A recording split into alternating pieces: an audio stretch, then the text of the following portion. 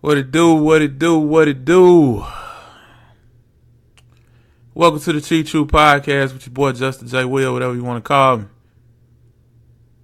Hope everybody's doing well out there on this Tuesday afternoon, Tuesday evening. Whenever you may be listening to this, whatever day you may be listening to this, I appreciate you for dropping in, checking in on your boy. Because you could have been anywhere in the world, but you're here with me. So I appreciate that, man. So I'm doing good, alive, breathing, nothing else really left to be said there. Had a decent weekend. Hope you guys had a good weekend as well. All pumped up, all energized for the work week, rest week, vacation week, whatever it may be for you. Kids back at school, about to go back to school, whichever situation applies to you, man. I just appreciate you dropping in and starting your week off with the cheap truth, man. So today won't be long as always. Just got a few things to talk about, man. A few things on my mind. And I want to convey that to the audience. I want to talk to you guys because that's what I do on the Cheap Truth. I talk to you. So let's start off with Tiger Woods, man. So yes, the Cheap Truth is about to talk golf, and it's amazing that I'm talking golf before I talk baseball. Well, maybe it's not really that amazing, but yes, I'm talking golf before I talk baseball because as long as I'm doing this, you will not get a baseball topic out of me. Okay? You will not get a baseball topic out of the Cheat Truth. So, anyway, Tiger Woods, man. So, Tiger Woods had Twitter on fire on Sunday, man. He did a really good job. He battled back. He finished second in the PGA Championship, which was actually in the St. Louis area. So, for you guys who may not know, I live in the St. Louis area. So, I want to say all that was probably taking place, I don't know, probably about 30 minutes from where I stay. Something like that, 30. Maybe even less than that. But yeah, man, Tiger Woods had Twitter on fire. He had the sports world on fire yesterday. For you guys who don't know, it's been like 10 years since Tiger Woods has won a major. He has not won a major in 10 years. So, of course, everybody's wondering. The question has always been for the last 10 years. We all know what happened with the whole cheating scandal and crashing his vehicle and driving drunk and all that stuff, man. So the question has always been, will Tiger Woods ever win a major, another major? Will he ever restore himself back to greatness? Will he ever get back to that level? That's the question that has been asked for the last 10 years. He's been through a lot of injuries. He's been through some back surgeries. And I think now he's finally healthy. He's probably the healthiest he's been in a minute, I think. So it showed, man. I mean, I don't know nothing about golf, to be honest. I mean, I know a little bit, I guess. I know the lower your score is, like the more in the negative you are, the better you're doing. The primary goal is to get the ball in the hole in as few shots as you can. So if you can get the ball in the hole in 2 shots, you're doing real good. If you can get it in there in 3 shots, then you're doing good. Like the more time it takes, the more shots that you have to attempt to get the ball into the hole or whatnot, get the golf ball into the hole, the worse your score is. So a positive score is actually negative in golf. So Tiger will have to settle for second this time. He finished second behind Brooks Koepka, and apparently this Brooks Koepka guy is supposed to be really good. Young guy, I think 28 years old. Yeah, he's won multiple majors this year, so he is kind of tearing it up right now, and he did well, man. So congratulations to him. Really good to see Tiger back in the thick of things, man. I was excited as hell. I mean, I was watching, I think they said the ratings were up like 69% from last year or something like that, 69%. So one thing about Tiger, boy, he makes the needle move. Okay? He is one of those athletes, bro, that he makes the needle move, man. When he's out there, you got eyes on him. I mean, seriously, what other reason would you watch golf for? The majority of you guys out there. Now, I know some people may just be into golf like that, and they just watch it, period. But I mean, I think speaking for especially people my age, I mean, I don't know too many people who gonna kick their feet up on a Sunday or kick their feet up on a Saturday just to watch a round of golf. I don't know. Maybe they exist, but I can tell you that anybody that I know probably wouldn't, or anybody that I know of my age wouldn't do that. But they would if Tiger's out there, and they will if Tiger is out there doing good, especially if he's out there doing good. So Tiger Woods, he definitely makes he makes stuff happen, man. He moves the needle, and he brings eyes to the TV screen. Kind of like a LeBron James, kind of like Serena and Venus with tennis. I mean, how many of you guys just watch tennis? A lot of you guys probably don't even watch tennis like that, or at all. But if Venus and Serena's out there, especially Serena, then it kind of piques your interest a little bit, right? You want to see what's going on. You want to see if she's going to win. So those two situations are kind of similar, I guess. Tiger Woods with golf and Venus and Serena with tennis. Now, saying all that, let me ask y'all something. Have any of y'all ever played golf? Now, I've never actually played golf.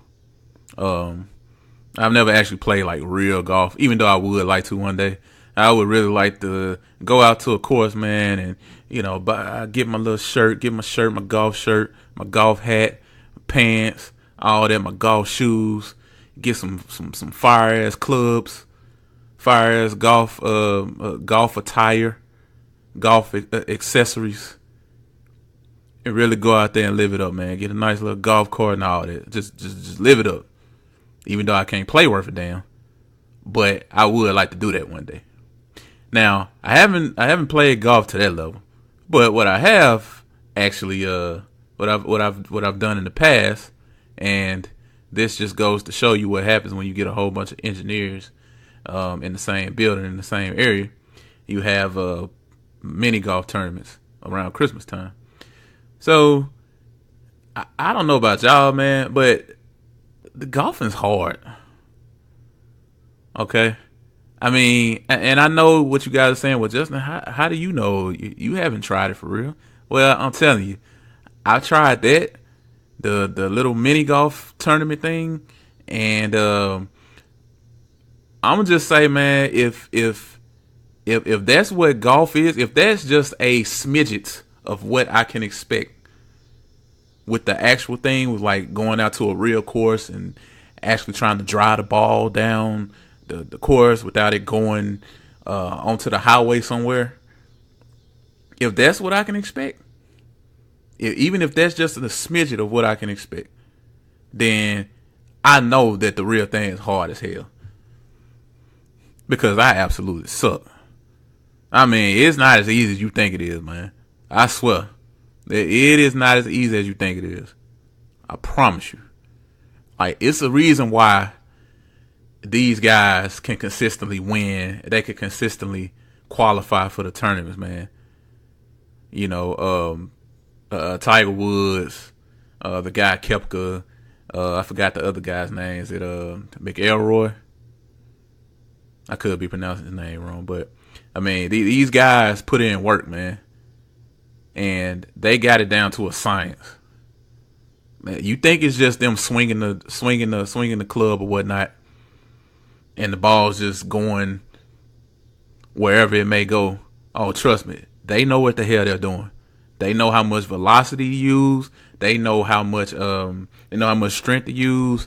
They know everything. They know how to spin it, make it go to where they want it to go. Like, they just not hitting it. Like, I compare it to a pitcher, right?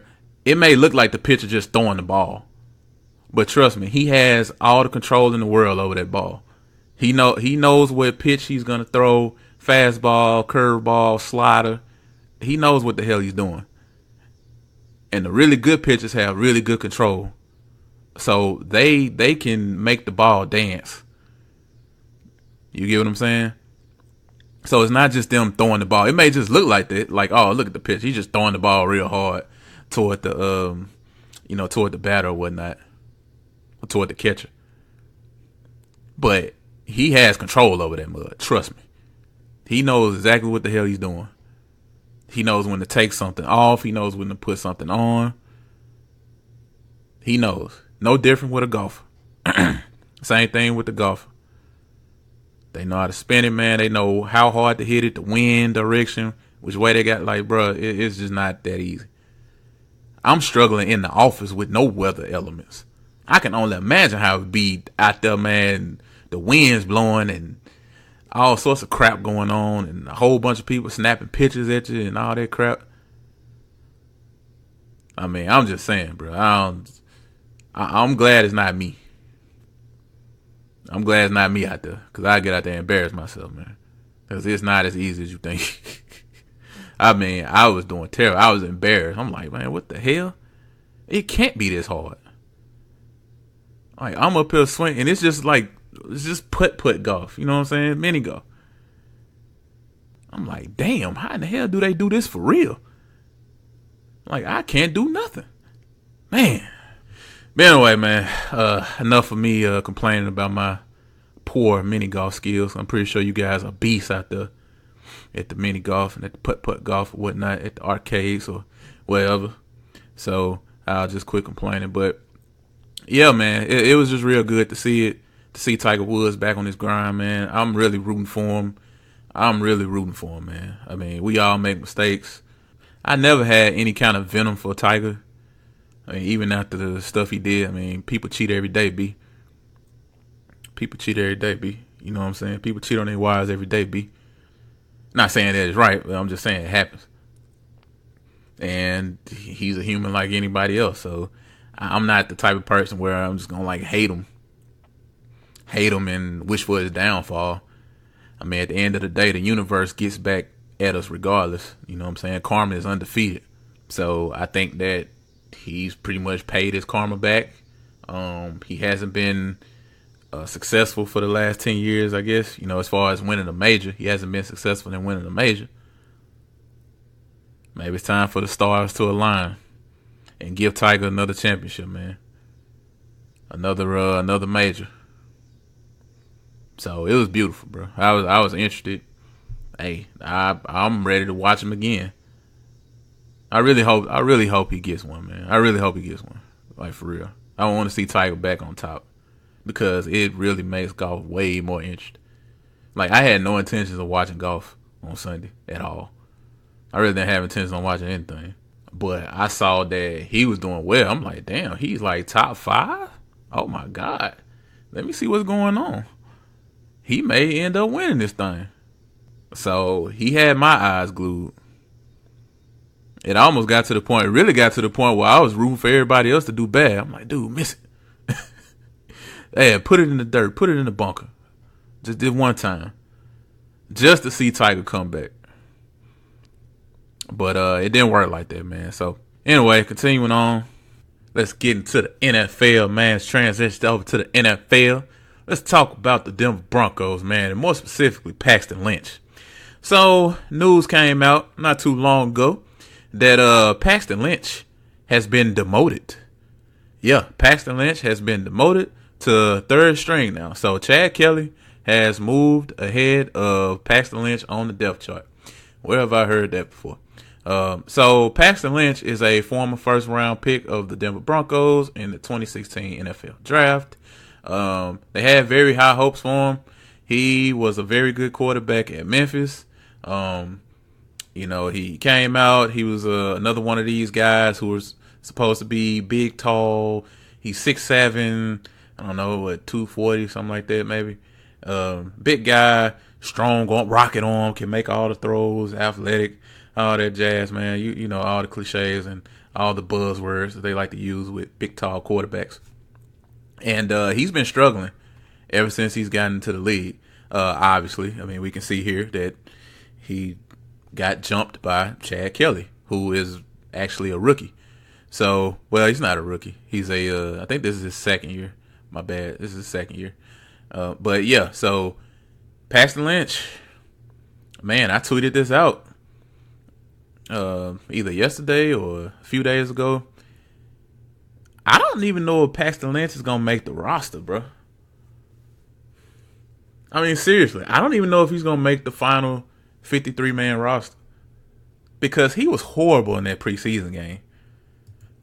I mean, I'm looking at the stats. He was 6 of 11 for 24 yards. 6 of 11 for 24 yards. Do you guys realize that's like a what? That's like 4 yards per pass play, per completion. 4 yards. That's the average. 6 for 11. And he threw a pick. Now, the pick wasn't entirely his fault. But, I mean, damn, it just looks bad, right? 6 of 11 for 24 yards. I mean, that's horrible. Chad Kelly, on the other hand, was 14 of 21 for 177 yards and 2 touchdowns. So, I mean, we see the difference there. I mean, sweet Jesus, Paxton Lynch, 6 of 11 for 24 yards in a preseason game? Good hell. I mean, dude, you're going up against guys who probably will be enrolling in their school's master's program next year. Because you know why? They won't be in the NFL. Not saying that there's anything wrong with getting your master's. I'm just saying they won't be in the NFL. They won't be playing for anybody. They'll be selling insurance or something. I don't know. And you can't do better than 6 of 11 for 24 yards? 6 of 11. 24 yards, bro, and a pick. Sweet Jesus, man. I mean, Paxton Lynch, bro, I seriously doubt that he makes the 53-man roster. I seriously don't think that he'll make it. I don't think he'll make it. Because he hasn't shown anything. He doesn't give them any hope. I mean, we see they went out and got Case Keenum. Paid him a nice contract. Well, gave him a nice contract, I meant to say. Even though they selected him in the first round just 2 years ago. Just 2 years ago. Now, Paxton Lynch is another one of these. He's another one of these guys who come out of college, and they like to use this buzzword, raw. You know, a raw prospect, raw quarterback prospect, raw wide receiver. And what does that really mean, man? Raw basically means that you're not bad, but you're probably not gonna come into the league, whether it be pro football, whether it be pro basketball, baseball, whatever. You're probably not going to come into the league and make a huge impact right away. Like, Andrew Luck wasn't a raw prospect. Okay? We knew Andrew Luck was going to come into the league and he was going to start from day one and he was going to come in and be a good quarterback. Maybe not necessarily a great quarterback, but he was going to come in and be good. You know? We knew that he was going to come in and do his thing, man, because he was such an excellent college quarterback, and his projection into the league was that of a very good quarterback, in which he has been. He's been great. You know, I don't know if he's necessarily elite, but he's been great. He's been a great quarterback so far. But then you got guys like Paxton Lynch, who was a raw prospect coming from Memphis. And you got guys like Deshaun Kaiser. Deshaun Kaiser was a raw prospect. He was raw coming out of Notre Dame. And we saw how that happened. Well, we saw how that ended. We saw what happened with that. You know, 0-16 season later, and he's on another team. Deshaun Kaiser really had no business starting last year because he just wasn't ready. He was raw coming out of school. He needed some work. You know, he needed some work done. He had to put in some more work or whatnot. He needs some more time. That's basically what a raw prospect is. They're not necessarily going to come in and make a contribution right away. They need to be molded. They have some things that they gotta get squared away. They have some issues that they need to get corrected, need to get resolved. And a lot of the times you see with these guys, these raw prospects, is that in college they're kind of able to, especially if they're like of a physical, like a real good physical stature. Like Paxton Lynch is what, 6'7". I'm looking at it with 6'7", 244. I mean, he's a big guy, very big, athletic. He's just one of those guys, man, that in college he's kind of just better. You know what I'm saying? Like, he's just kind of a little better. He's just a little stronger, maybe just a little quicker. Maybe he's just a little bit better than the opposition. Or so much better than the opposition, I guess I should say. But that doesn't translate well over to the big leagues. It doesn't translate well over to the NFL. And I think we're seeing it now, man. Like, Paxton Lynch couldn't beat out Trevor Siemian. And Trevor Siemian was like a 7th-round pick out of Northwestern. I mean, he couldn't beat out Trevor Siemian. And we saw how bad Trevor Siemian looked last year. It wasn't good. It wasn't pretty. And he couldn't beat him out. Trevor Siemian was actually on the opposing team in the preseason game. It's the Minnesota Vikings. So, I don't know, man. I don't think Paxton Lynch is going to make the final roster, bro. I just don't. You know? And speaking of raw quarterbacks and raw talent, man, I honestly cannot think of the last successful quarterback who came out of college raw. You know, in the draft, they always use these buzzwords like raw, it factor, all that type of stuff right there, man. A coach's player or whatever, man. You know what I'm saying? So I honestly can't think of one. Who's the last successful raw quarterback prospect? Anybody who had that label on them. I can't think of the last one. I can't think of one. I honestly can't. You got Paxton Lynch. I remember Deshaun Kaiser. I remember Logan Thomas, who's now a tight end for Buffalo. I remember he was a raw prospect. He went to Arizona Cardinals. He was raw, you know, big guy, had a lot of success in college, strong arm. He was raw, and he's playing tight end now.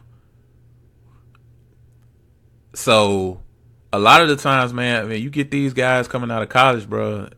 Look, either you gonna come in and make an impact or you're not. You know?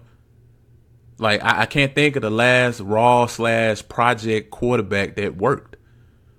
I really can't. You know how some people, how they come out the draft or whatever, and they say, oh, well, you know, he's a project. You know, hopefully in 3 or 4 years, you know, sitting behind this guy and, you know, he coaches him up and he ends up, like, I can't think of nobody like that.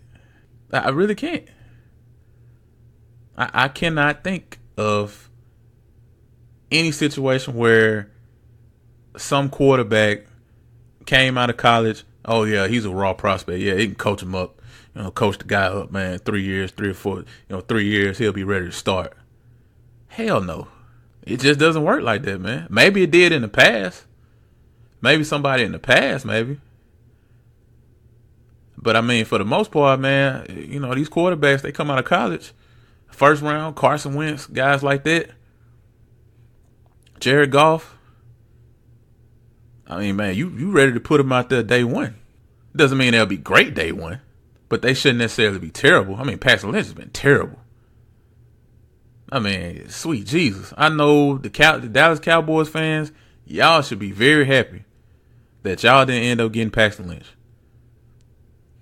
Because Jerry Jones had his eye on Paxton Lynch that draft.